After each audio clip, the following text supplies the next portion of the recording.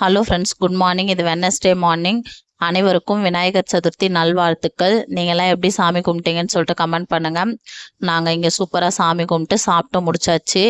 நைட்டே மூக்கல்ல ஊற வச்சுருந்தேன். காலையில் எழுந்திரிச்சு உளுந்தம்பருப்பு ஊற வச்சுட்டு சமையல் வேலையை ஸ்டார்ட் பண்ண ஆரம்பித்தேன். இன்றைக்கி கொழுக்கட்டை தான் செய்ய போகிறோம்.